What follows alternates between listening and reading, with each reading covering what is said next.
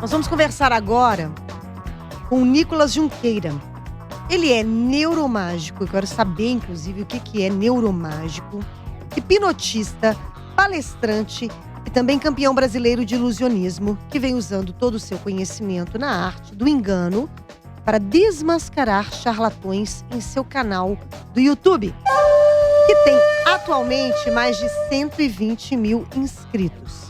Ele mostra como golpistas e charlatões usam técnicas de ilusionismo para simular milagres e coisas sobrenaturais. Ah, meu Deus! Nicolas, seja bem-vindo ao RadioCast. Tudo bem com você? E aí, obrigado. Tudo bom? Muito obrigado pelo convite e vamos aí bater esse papo. Nossa, mas vamos bater um super papo aqui, Nicolas. Eu já começo te perguntando o que é um neuromágico. O termo neuromágica ele vai ser usado a primeira vez em um livro que ficou muito popular, chamado Truques da Mente. É um livro que foi escrito por 2 neurocientistas que buscavam entender como funcionava o cérebro durante um truque de mágica. Aí, quando eu lancei o meu primeiro DVD, eu achei que era um tema apropriado, porque eu falava sobre mágicas psicológicas, então neuromágica era um nome apropriado. Na verdade, no livro eu uso o termo neuromagia. E depois, como eu vi que toda a minha obra tinha o nome de neuromágica, eu preferi usar o termo neuromágico. Mas, traduzindo, seria um mágico que utiliza técnicas psicológicas. Mas veja, é um termo artístico, não é uma linha científica de estudo, não é um artigo, uma tese, não, é um nome artístico. É mágica do mesmo jeito, é ilusionismo. Maravilhoso. Eu acho interessante quando você tem, talvez seja isso, 2 vertentes. Quem se assume, olha, eu estou fazendo um truque aqui, eu estou utilizando recursos estudados por mim para poder trazer essa magia. E aquelas pessoas que fingem que não é um truque para tentar se valer da percepção de, olha, eu tenho poderes sobrenaturais. Existem essas 2 linhas? Talvez que aí que resida o charlatanismo, o Nicolas? Para ser mágica, tem que ter assumidamente, né? Tem essa ressalva ética. Tem que assumidamente estar fazendo um truque. O performer tem que assumir a plateia que aquilo não tem nada de sobrenatural. Senão, se uma técnica de mágica é usada para simular algo sobrenatural, para alegar um poder paranormal, para simular um milagre, aí já não dá mais para chamar de ilusionismo, ainda que exista técnicas de ilusionismo ali. As técnicas de mágica são tão antigas, sei lá, quanto a história. Nós não sabemos quando surgiu a primeira vez. Já, enquanto a arte performática, a mágica já é um pouco mais recente. Ô, Nicolas, quando é que você começou a pesquisar ou, enfim, desmascarar esse tipo de pessoas que usam, né, do ilusionismo ou da mágica para enganar as pessoas mesmo, de forma real, né? Sendo como gurus, são infinitas denominações para cada um. É bem laico. Exatamente. Da vida. É bem laico, exatamente, Sim, bem laico. A laicidade real no Brasil é a laicidade do charlatanismo, né? Tem charlatão em todas as vertentes religiosas e não religiosas possíveis e imagináveis. Na verdade, é meio que uma consequência, né? Os mágicos têm um histórico de desmascarar, de confrontar o sobrenatural. Você vai pegar ali desde Harry Houdini. Harry Houdini foi provavelmente o mágico mais conhecido na história. Ele tinha essa vertente que caçava charlatões. Foi bem na época do movimento espiritualista, a ciência estava engateando com o método científico, então não tinha tanto recurso assim. Então, muitas vezes, um charlatão apresentava um truque para um cientista e ele tomava aquilo como um fenômeno. Não, precisamos estudar isso, precisamos descobrir como que isso acontece. Foi a época das mesas girantes, que depois evoluiu para o tabuleiro Ouija. Então, aí depois nós temos o James Randi, o próprio Padre Quevedo, que muita gente lembra só como padre, com performer, mas também ele era mágico. Gente, Padre Quevedo. Para mim é o ícone da cultura pop. Para mim era humorista. Ele tem uma persona muito interessante, assim, e muito eficiente. justamente por causa dessa persona dele, mas ele tem um papel no combate ao charlatanismo, Sim, assim, sim. que é inegável. E o mais conhecido, mais recente, o James Randi, que era ilusionista também e dedicou a vida a desmascarar falsos paranormais. Ele tinha até um desafio de $1 milhão, oferecia $1 milhão para quem demonstrasse em ambiente controlado um fenômeno sobrenatural. Claro que ninguém nunca ganhou essa grana, senão seria mais sobrenatural. Então, assim, os mágicos têm esse papel meio que histórico, porque são profissionais com conhecimento técnico para entender quando tem um truque acontecendo, né? Quando alguém faz um truque para alegar que é algo sobrenatural.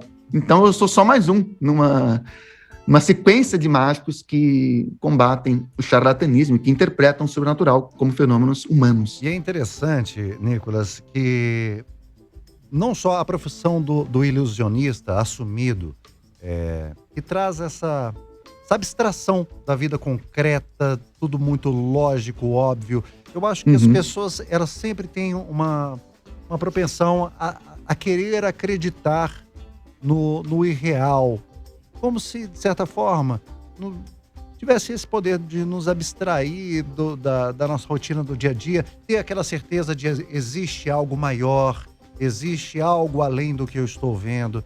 Então, quando se predispõe a justamente dar nome aos bois, eu acho que preserva muita integridade e muitas vezes o bolso das pessoas, né, nesse rolê todo de ficar desmascarando, né? E aí a gente tem, você mesmo falou assim, olha, tem os religiosos que fazem os seus milagres. Outro dia eu vi uma mulher removendo um tumor, e aí tinha um vídeo mostrando que era um chicletinho que ela colocava na mão, e aí ela pregava no rosto da pessoa e depois ela tirava e falava, até sei quem que foi. Tumor. Você viu, né? Sim, mas pode citar o nome? Não da pessoa. À vontade. Se é charlatão, pode citar.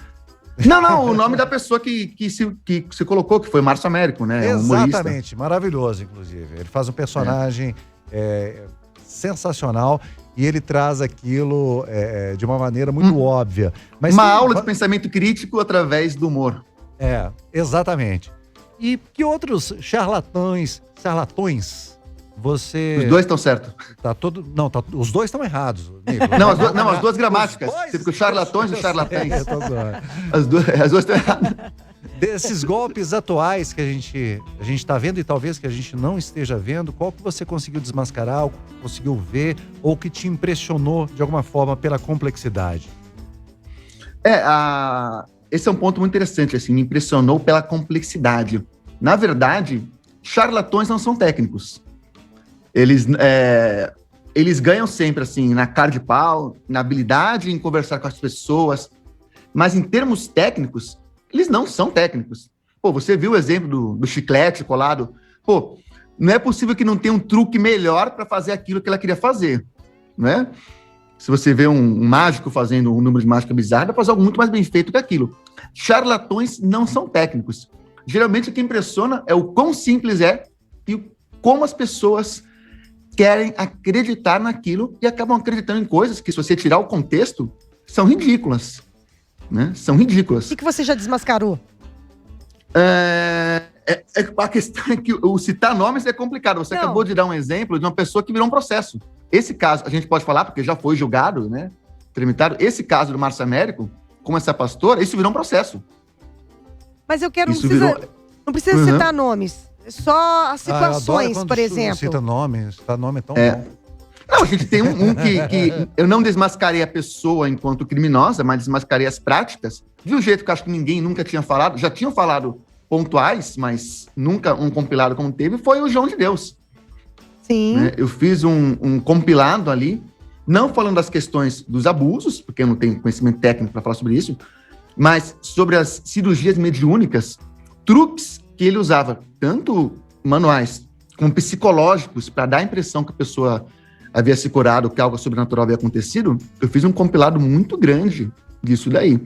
Eu fiz um vídeo de um pastor lá do Nordeste, que eu não vou citar o nome, porque eu não posso acusá-lo, mas ele foi num programa de televisão lá do Nordeste e falou: todo mundo fala que o que eu faço é mágica. Eu desafio alguém para ele mostrar que isso aqui é mágica. E aí ele fez esse negócio de tirar tumorzinho, né, tirar pedaço. Desafio vamos ver.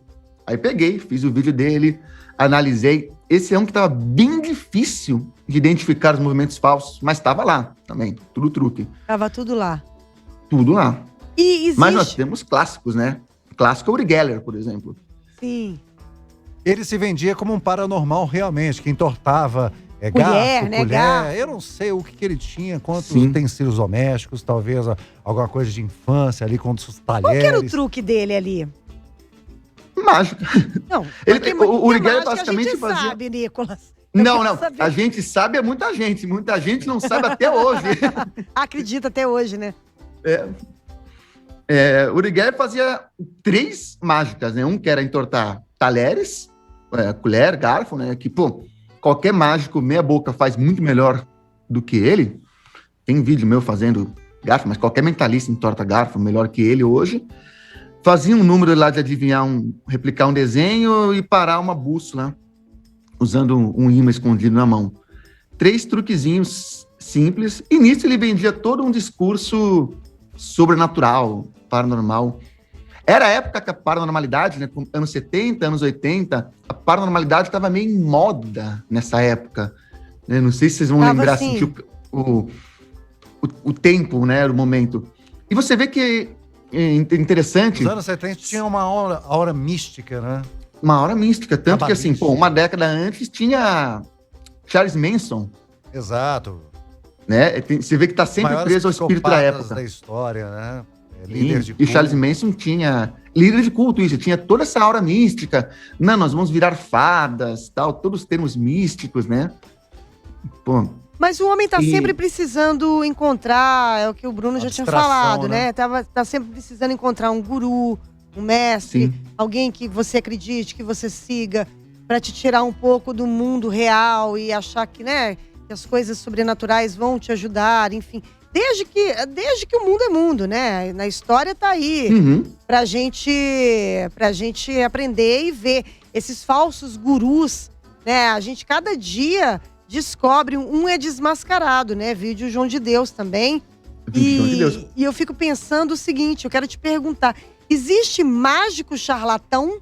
E quando o mágico, porque até então você está dizendo que muitos deles não têm técnica, né? Faz aquilo ali meia boca e tá tudo certo.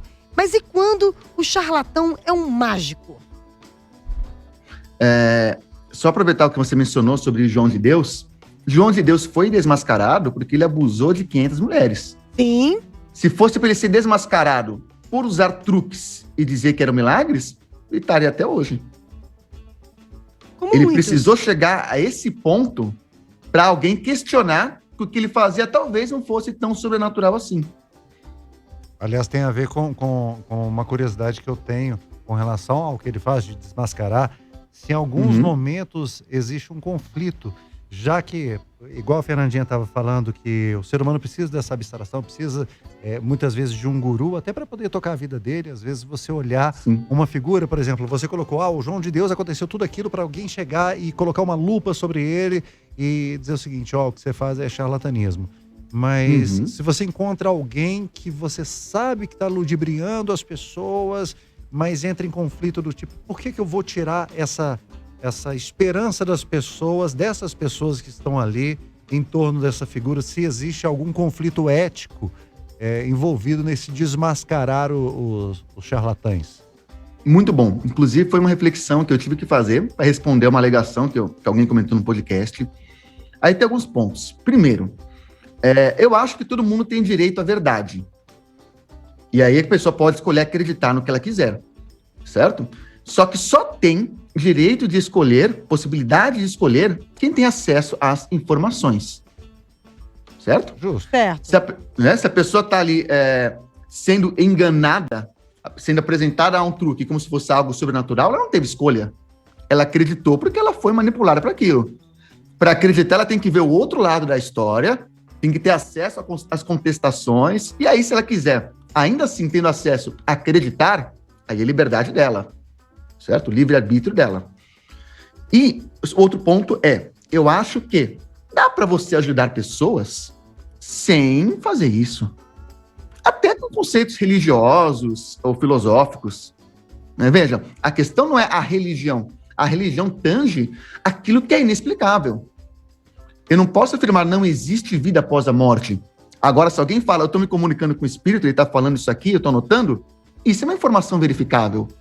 Eu posso verificar isso. Eu usei como exemplo.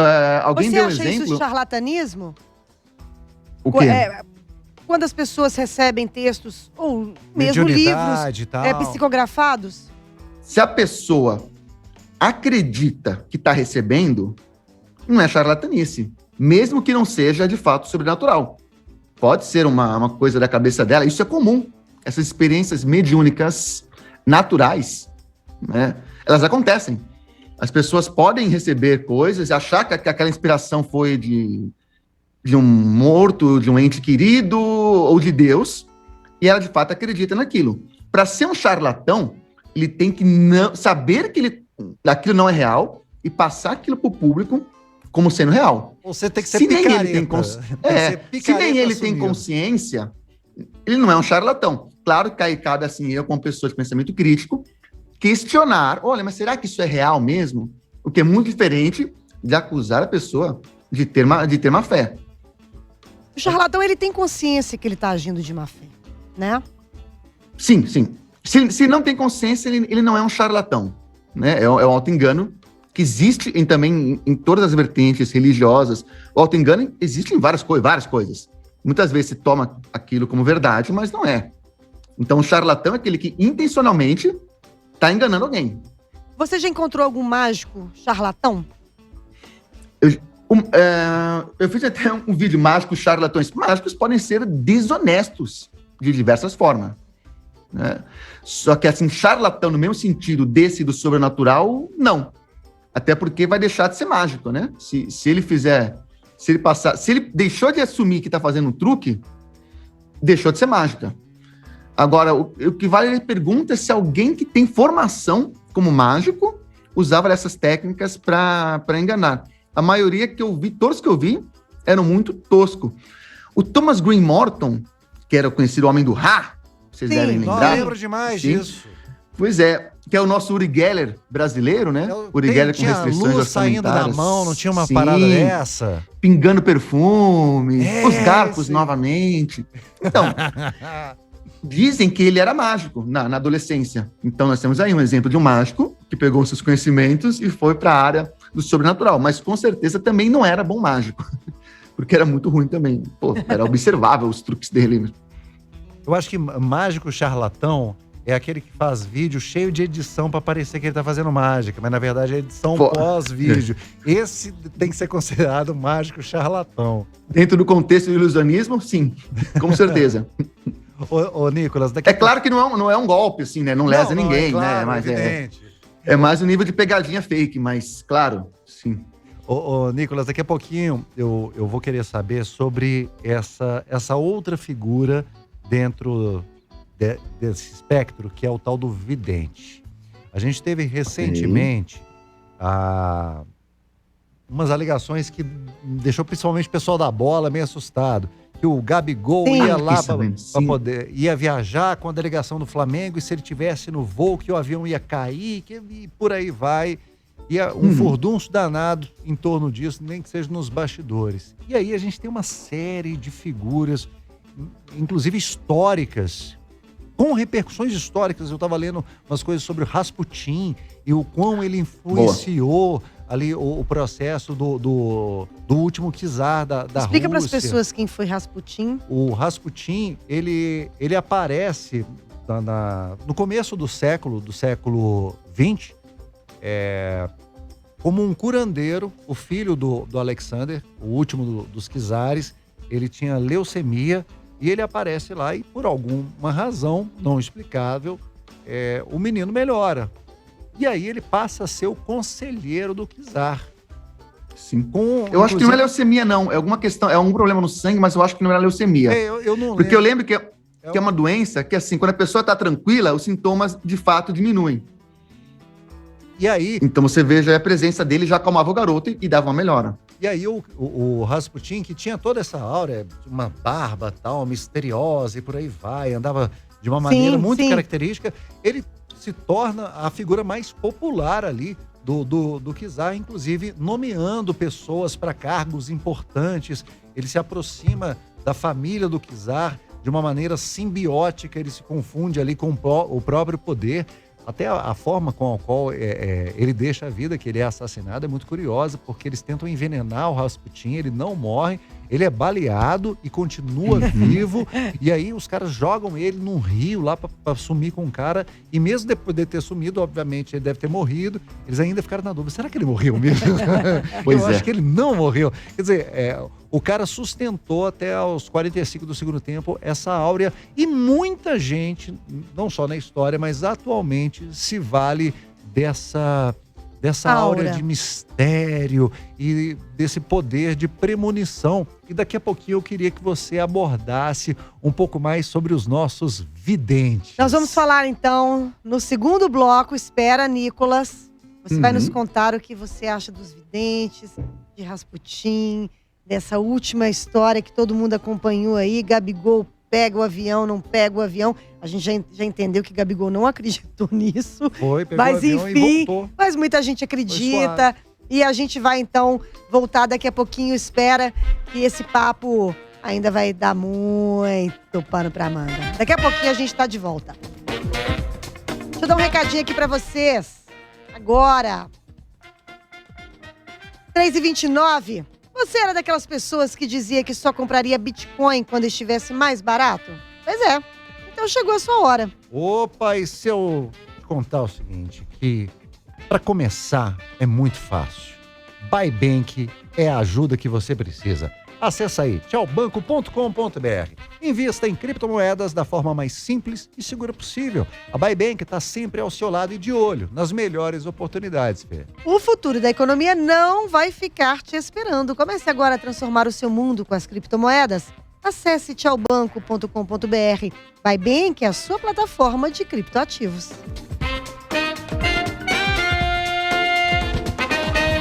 Daqui a pouco tem mais. Radiocast 98.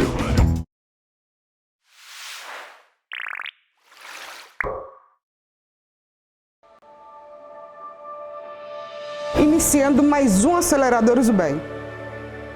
Esse mês é diferente. Estou na casa de uma família que está à procura de saber qual é o diagnóstico da Marília. E para isso, ela precisa da nossa ajuda. E eu conto com vocês.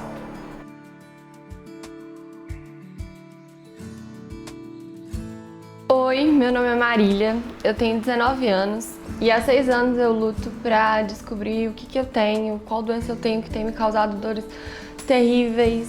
Eu acabei de passar 6 vezes no Hospital Mater Dei com tratamentos paliativos para dor e eu preciso de ajuda.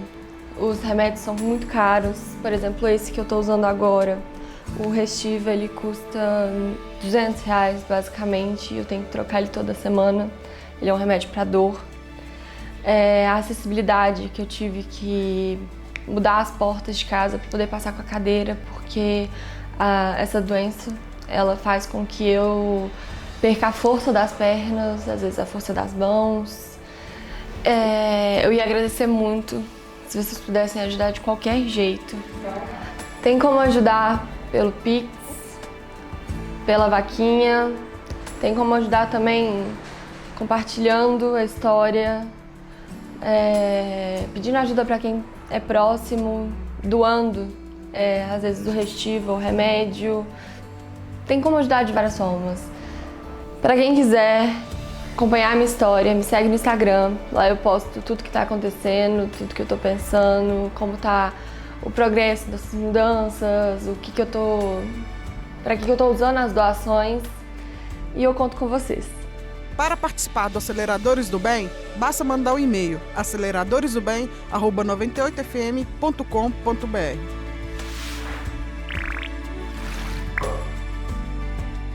Fundo eleitoral, a gente na verdade está falando sobre a Lei de Diretrizes Orçamentárias de 2022. Foi aprovada na Câmara, foi aprovada no Senado. Entre os pontos polêmicos, tal do recurso para o fundo eleitoral. Verba passando aí dos 2 bilhões de reais registrados lá em 2020 para no mínimo 5,7 bilhões de reais. E aí a gente já estava discutindo aqui no intervalo um pouquinho Muita gente ainda, Lu, achando que foi uma votação só do fundo eleitoral. Na verdade, esse foi o ponto de destaque aí, mas foi uma aprovação da LDO, né? Explica pra gente como é que funciona isso. Exatamente, Carol. O que o Congresso votou foi a Lei de Diretrizes Orçamentárias, que é votada todo ano. Porque por meio dessa lei, nós vamos estabelecer quais são as prioridades do governo em termos de gastos para o ano seguinte. E dentre esses critérios que foram analisados e submetidos à votação, veio a surpresa do fundo eleitoral. Em modestos 5 bilhões 700 milhões de reais. A única palavra que eu tenho para dizer em relação a esse aumento é escárnio. E uma imoralidade essa votação e este aumento, principalmente no contexto no qual nós estamos vivendo. Que já seria imoral em contexto regular. Agora, em meio de uma pandemia, as pessoas morrendo, desemprego em alta, passando fome, e nós temos praticamente 6 bilhões destinados a custear campanhas eleitorais? De volta na 98 Radiocast. 98. De volta na 98 Radiocast. Olha só, com o Prezão Mensal da Claro, é tudo junto e conectado. Você tem muita internet para se divertir, aprender e até faturar aquela graninha extra. São 6 GB de internet com WhatsApp ilimitado, videochamadas e ligações e acesso liberado ao Claro Cursos. Um app com mais de 100 opções de cursos em diversas áreas para você estudar quando e onde quiser, com direito a certificado e muito mais. Você não paga nada mais por isso e nem desconta nada da sua internet. Gostou, né? Bom. Você paga só R$19,99 por 30 dias. Troca logo o seu chip. Prezão no seu celular. Acesse agora mesmo claro.com.br/prezão. Claro, você merece o novo. Então, gente, quem ligou agora, quem passou pela 98 agora, ou quem está nos acompanhando já desde cedo, preciso lembrar, hoje estamos conversando com o Nicolas Junqueira. Ele é neuromágico, hipnotista, palestrante e também campeão brasileiro de ilusionismo e está nos explicando como desmascarar um charlatão. Ô, Nicolas. Oi. A gente terminou o outro bloco falando sobre videntes. Videntes. Inclusive, tá rodando uma enquete desde ontem. A gente perguntando... A gente deu 4 opções e qual tinha mais credibilidade para você. E a gente está vendo aí o resultado. Em último lugar, aliás, empatado a sensitivas. Márcia e Lene Sensitiva com 6,5%, por volta de... a mãe de Ná, caramba, ainda com muita moral com a turma, 33%. E, claro, o clássico Nostradamus. Um clássico. Nostradamus com 53% aí da credibilidade do público da 98. Mesmo Nostradamus ainda... arrasando. Desde muito tempo. Desde muito tempo, também não sei. Não é da minha época. Eu não sei. É da sua não lembro na é da época que nossa também época. Mas, não, eu sou velho, mas tem limite, não né? é? Tudo tem limite, Nicolas. Aliás, tem limite também algumas previsões dele que ainda não se confirmaram. Por exemplo, ele disse que os seres humanos serão capazes de entender e conversar com os animais. Ainda não rolou, que eu saiba. Não rolou. A não ser precisamos aprender a conversar com outros humanos, que já seria uma grande evolução, né? Eu acho que é um processo até chegar lá. Por exemplo, ele disse que a diferença entre os idiomas vão desaparecer graças a uma máquina que vai traduzir tudo para o idioma universal. Acho que já rolou. Acho que ele já acertou essa aí, né? E pelo menos. Cravou aqui que a data para o fim do mundo é o ano de 3.797. Tem compromisso? Não. Tô tranquila. Tá? Que horas? Já tem roupa? Tô tranquila. Tem roupa pra sair? Roupa pra acabar? Você tem? Passar um perfume, tomar um banho, tá tudo certo. Mas aí essa figura que até hoje faz parte do imaginário coletivo E acho que o vidente faz parte, né, da nossa cultura. E tá pra tudo quanto é lado, nos programas de TV. Tá. Dos parques do interior a programas de TV. Na sociedade, na high society. Não o pessoal é? fala que é elite. Na elite tem lá os gurus. E recentemente, como eu falei lá no outro bloco, a gente estava falando de uma sensitiva que falou que não era pro Gabigol pegar o avião, porque o avião, se ele pegasse, o avião ia cair e tal. Enfim, o Gabigol pegou o avião, não caiu, jogou, feliz da vida. E aí eu quero saber, sensitivos, Nicolas, o que dizer? Bom, existem alguns fatores psicológicos que dão a impressão da gente conseguir prever o futuro, de forma honesta ou não honesta. Vale lembrar o que é sempre o efeito Forer. Forer é um pesquisador, um psicólogo, né, um professor de psicologia. Um belo dia ele chegou e fez um teste com a sua turma. Ele chegou e aplicou o que seria um teste de personalidade, sabe? Nessa situação você age assim, de múltipla escolha. Aí a turma dele inteira fez o teste.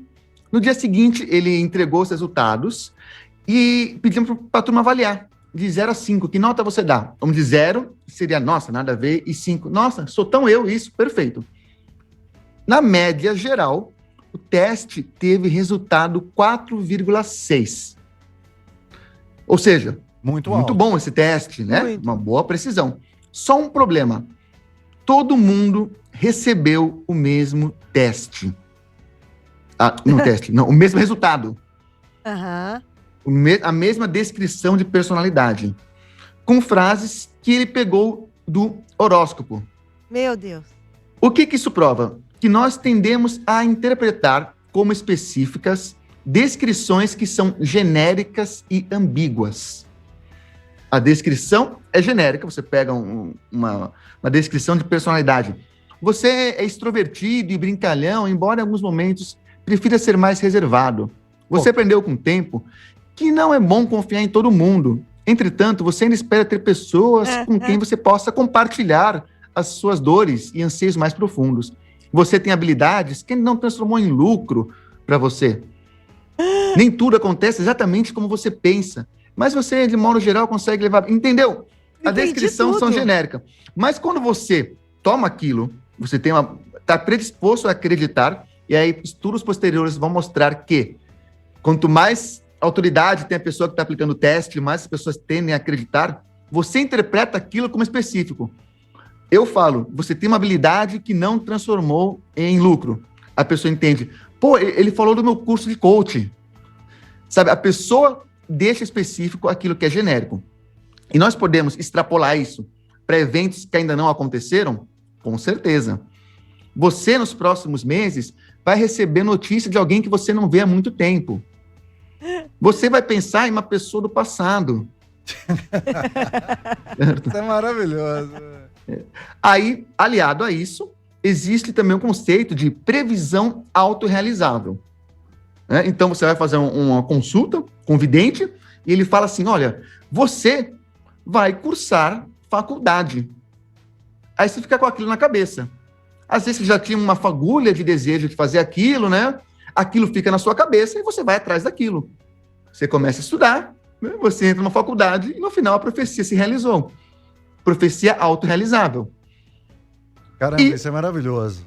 Tem a famosa atenção seletiva. Vira e mexe, você pode soltar uma previsão aleatória, você fala uma coisa qualquer. Uma hora vai acontecer, né? Uma hora você vai acertar alguma. E aí você pega aquilo e associa. A Mandiná acertou, entre aspas, né, a previsão da morte dos Mamonas. Eu digo entre aspas, porque até onde eu sei a previsão não foi nada específica também, né? Precisou os Mamonas morrer para você entender que a previsão era sobre isso. Mas depois disso, ela não acertou mais nada. Tem uma entrevista da Mandiná em que perguntam qual que vai ser o resultado de uma final de futebol e ela fala que vai dar empate. Aí a pessoa fala, tá, mas é final. Mas vai dar empate. E se for pro pênalti? É empate, do mesmo jeito. Mas Mandiná, não tem como acabar. Mas é empate, para de me questionar. Então, a Mandiná nunca mais acertou nada também. Então, esses são os 3 pontos que explicam, né, assim, a sensação de prever o futuro. E eu fico me perguntando como é que essas pessoas aprendem isso.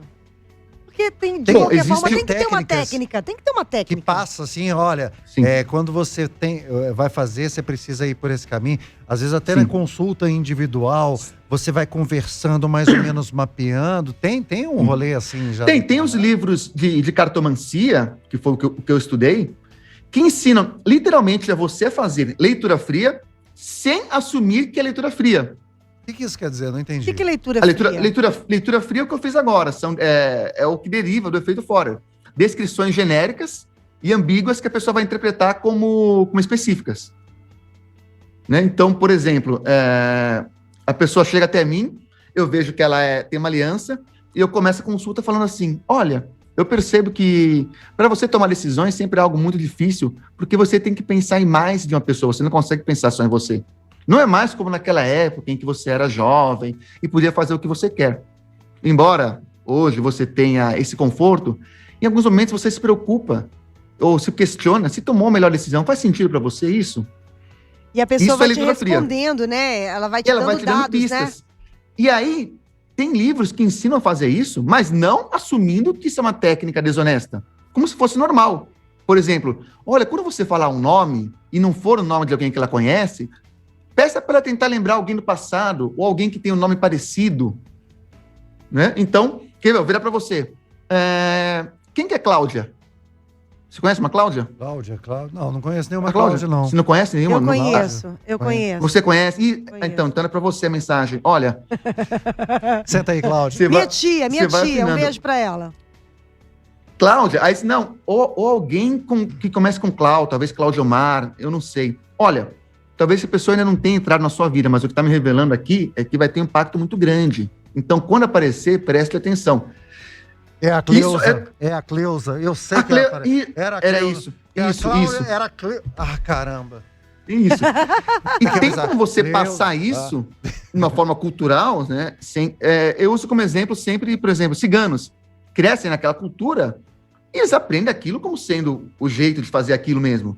Nunca vão se questionar. Nossa, mas será que essas revelações que eu consigo fazer são de fato sobrenaturais ou são oriundas de percepção humana?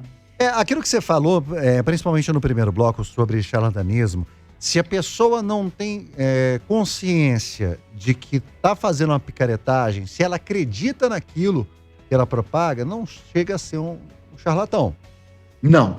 Então, por exemplo, a gente coloca vários videntes, que inclusive erraram pra caramba, mas igual você colocou a mãe de Ná, se ela acredita naquilo que ela faz, por mais... Se é de verdade ou não, claro, independe. Mas se ela acredita, ela não tá sendo picareta. Ela acha que aquilo ali tá, né? Não, ela não tá sendo picareta. Mas, verdade, onde as pessoas têm escolha, e como nós concordamos no começo, só se tem escolha quando se tem informações, eu ainda tenho o direito de questionar aquilo. Obviamente, nunca acusando a pessoa, né? Mas questionar a sobrenaturalidade, se é que existe essa palavra, do acontecimento. Agora existe. Inventei. Tá, sobrenaturalidade.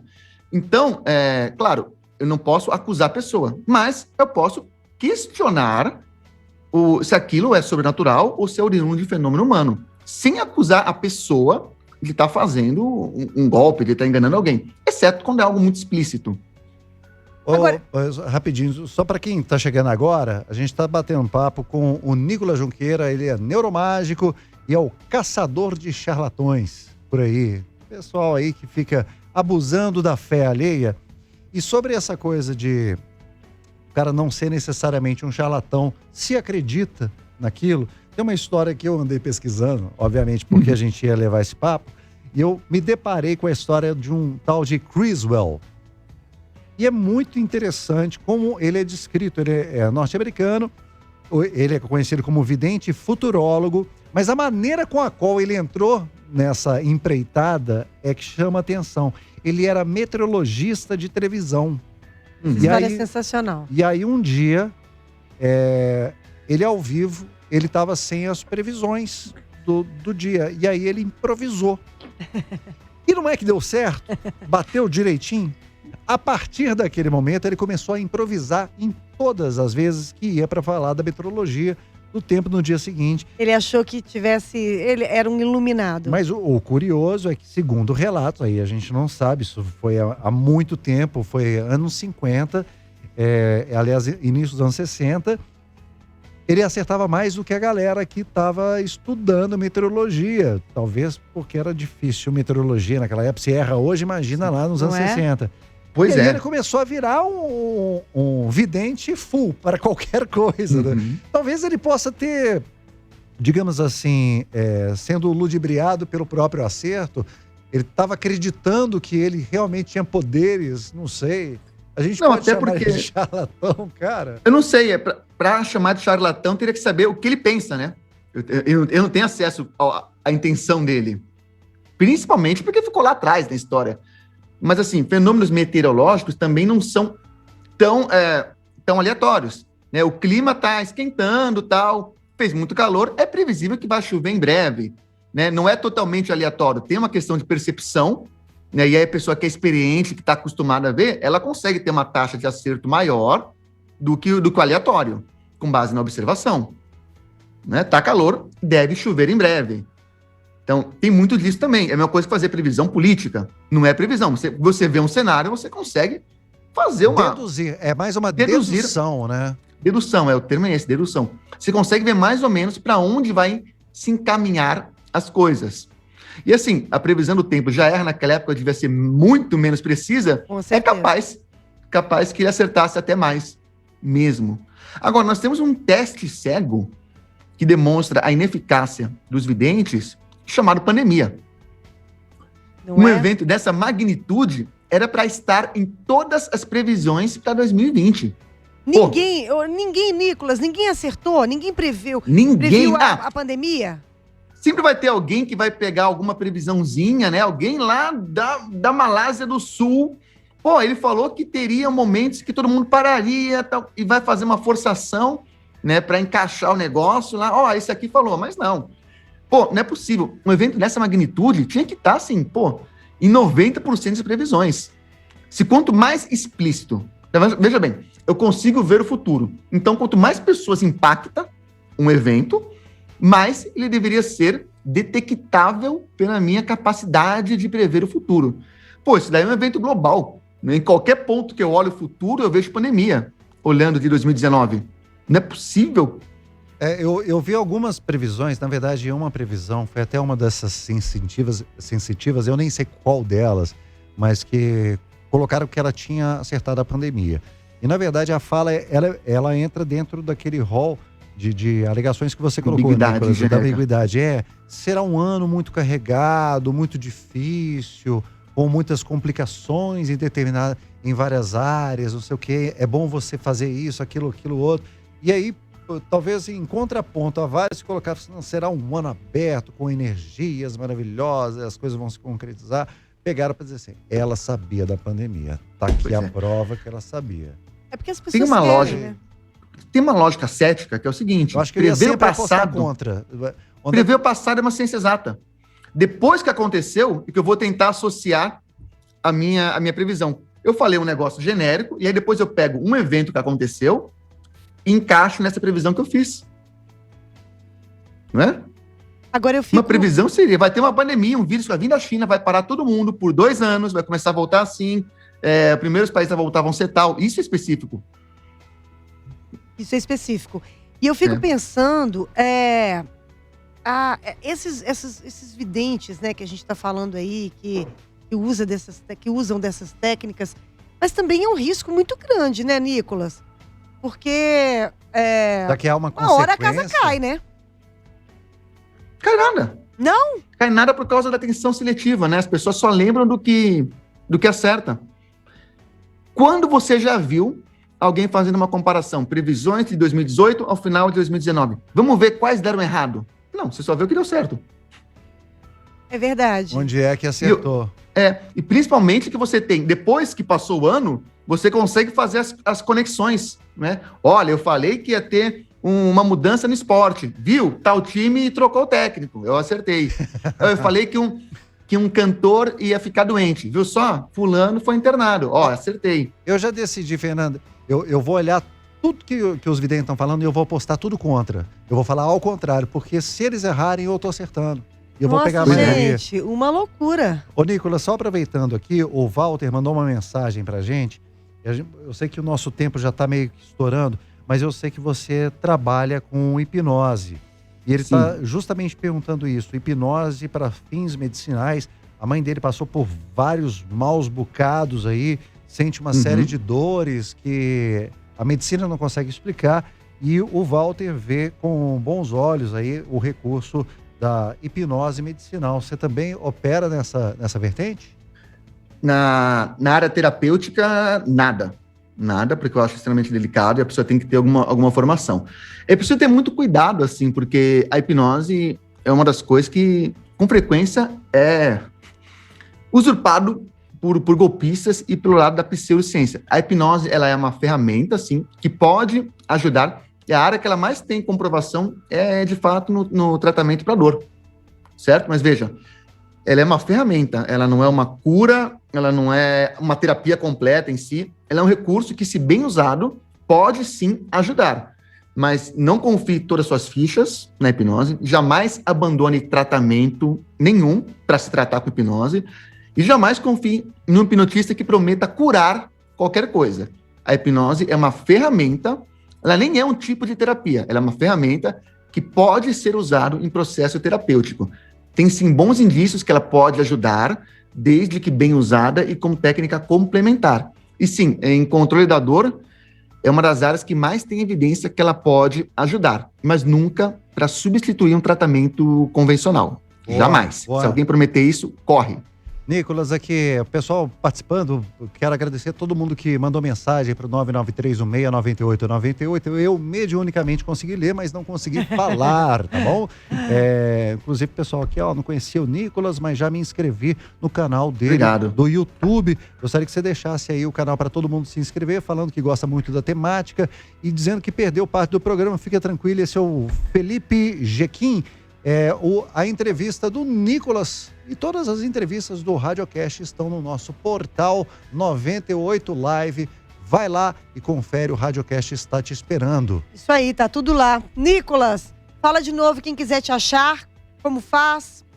É Neuromágico em qualquer rede social, até no TikTok, mas minha rede social principal é o YouTube, né? Mas é Neuromágico em qualquer lugar. Neuromágico no YouTube sou eu.